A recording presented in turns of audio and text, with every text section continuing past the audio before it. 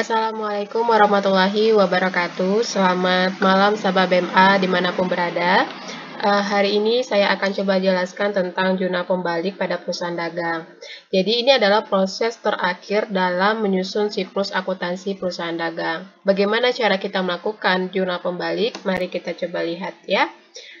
Di sini saya sebelum menjelaskan tentang contoh dalam melakukan penyusunan jurnal pembalik, saya akan coba jelaskan terlebih dahulu bagaimana cara kita mengetahui atau apa-apa saja biasanya yang kita lakukan dalam menyusun jurnal pembalik. Nah, di sini bisa dilihat bersama ya. Di sini ada jurnal penyesuaian di sebelah kiri, kemudian di sebelah kanan ini adalah jurnal pembalik. Jadi intinya kita melakukan jurnal pembalik itu datanya berasal dari jurnal penyesuaian. Nah, jurnal penyesuaian itu yang kita ambil juga bukan semuanya. Jadi data-data yang ada di jurnal penyesuaian itu tidak semuanya kita akan balik menjadi jurnal pembalik. Tapi khusus hanya akun-akun deferral atau akun-akun accrual saja yang kita akan lakukan penyusunan jurnal pembalik. Contohnya seperti apa? Contohnya seperti ini.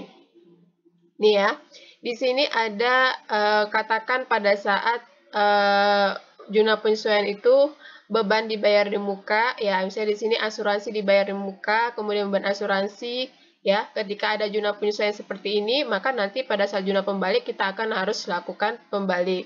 Nah, bagaimana cara membaliknya? Ya tinggal dibalikkan saja. Yang debitnya jadi kredit, yang kreditnya menjadi debit. Nah, ketika kalian nantinya menemukan jurnal penyesuaian seperti ini, beban asuransi, kemudian asuransi dibayar muka, maka di sini kita tidak akan melakukan jurnal pembaliknya. Ya, jadi ini dia. Ini kita tidak akan lakukan jurnal pembalik. Kemudian yang seperti apa yang kita lakukan jurnal pembalik ini? Misalnya kita ketemukan nantinya di jurnal penyesuaian itu ada seperti pendapatan sewa atau pendapatan lainnya di debit, kemudian kreditnya sewa diterima di muka atau sewa apalagi yang lainnya yang diterima di muka, maka nanti kita akan lakukan namanya jurnal pembalik. Ya, kalau dia ada seperti ini jurnalnya, maka kita lakukan dia jurnal pembalik. Ya, tinggal dibalikkan saja pendapatan di kredit, kemudian sewa diterima di muka di debit. Nah, kalau misalnya di jurnal penyesuaian itu kita temukan catatannya seperti ini, ya, sewa diterima di muka, kemudian pendapatan sewa, maka ini kita tidak melakukan yang namanya jurnal pembalik. Jadi abaikan saja, ya. Nah, kemudian seperti apa yang akan dilakukan jurnal pembalik kembali? Seperti ini. Misalnya kita temukan di jurnal penyesuaian itu, debitnya perlengkapan, kreditnya beban perlengkapan. Nah, ketika kita menemukan ini di jurnal penyesuaian, maka kita harus melakukan yang namanya jurnal pembalik. Jadi tinggal dibalik, perlengkapannya di kredit, kemudian beban perlengkapannya di debit. Nah, kalau ternyata kita temukan itu di jurnal penyesuaian, catatannya adalah beban perlengkapan di debit, perlengkapan di kredit, maka ini tidak dilakukan yang namanya jurnal pembalik. Jadi, ini ya bedanya ya. Jadi bisa diperhatikan. Kemudian apalagi, misalnya ada beban yang masih harus dibayar. Nah, ketika kita menemukan jurnal penyesuaian itu yang seperti ini, ada beban gaji, kemudian utang gaji kreditnya, maka itu kita harus lakukan jurnal pembalik. Nanti utang gajinya kita debit, beban gajinya kita lakukan di kredit. Nah, kemudian apa lagi ya? Ini di sini ada pendapatan yang masih harus diterima. Jadi pendapatan yang masih harus diterima artinya seperti ini. Ketika kita ketemukan nantinya itu di jurnal penyesuaian ada sewa yang masih harus diterima, kemudian di kreditnya pendapatan sewa, maka ini akan harus kita lakukan yang namanya jurnal pembalik. Jadi nanti kita bikin dia pendapatan sewanya di debit, sewa yang masih harus diterimanya kita buat di kredit. Jadi inilah beberapa contoh akun-akun yang memang perlu dilakukan jurnal pembalik dan yang tidak dilakukan jurnal pembalik. Jadi semoga nanti sahabat-sahabat BMA itu sudah pada tahu membedakannya. Oh, ternyata ini tidak perlu dilakukan jurnal pembaliknya. Oh, yang ini perlu gitu ya. Jadi bisa dilihat sendiri di sini ada ya gambarannya seperti apa. Oke, sekarang kita akan coba ambil contoh di sini. Ini saya ambil datanya adalah data jurnal penyesuaian milik Kudes Sejahtera. Dari data ini nantinya kita akan coba buat jurnal pembaliknya. Nah, kira-kira kalau kita ketemu data ini, maka yang harus kita lakukan pertama sekali adalah melihat apa yang ada di dalamnya, yaitu melakukan analisa dulu.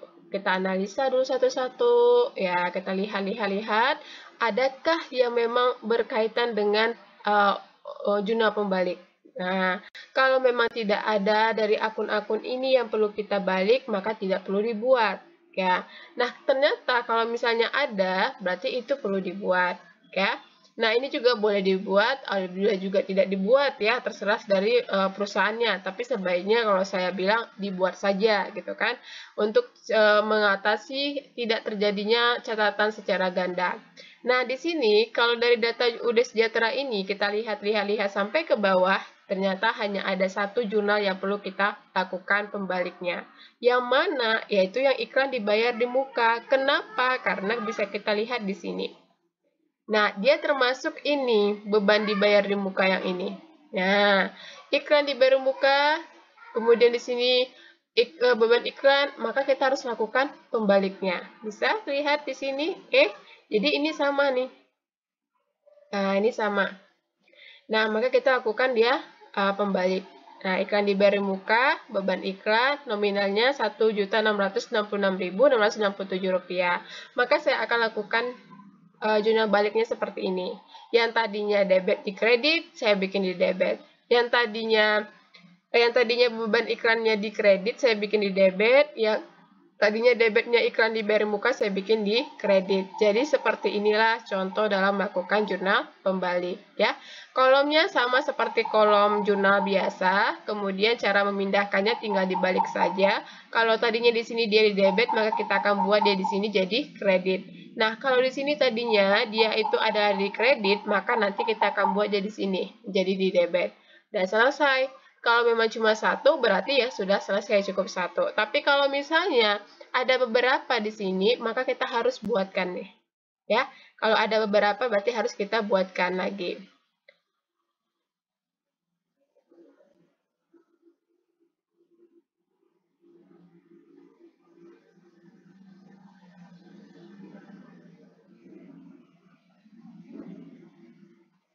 Ya, begitulah kira-kira dalam melakukan penyusunan jurnal pembalik pada perusahaan ya.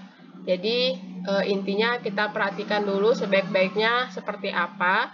Kalau memang perlu dilakukan pembaliknya, maka kita lakukan pembaliknya. Kalau tidak perlu, maka tidak perlu dilakukan. Ya, begitu. Semoga sahabat BMA sudah mulai paham dengan cara penyusunannya dan semoga tidak bingung lagi bagaimana cara melakukan yang namanya jurnal pembalik. Intinya data yang kita perlukan adalah dari jurnal penyesuaian. Oke, Assalamualaikum warahmatullahi wabarakatuh.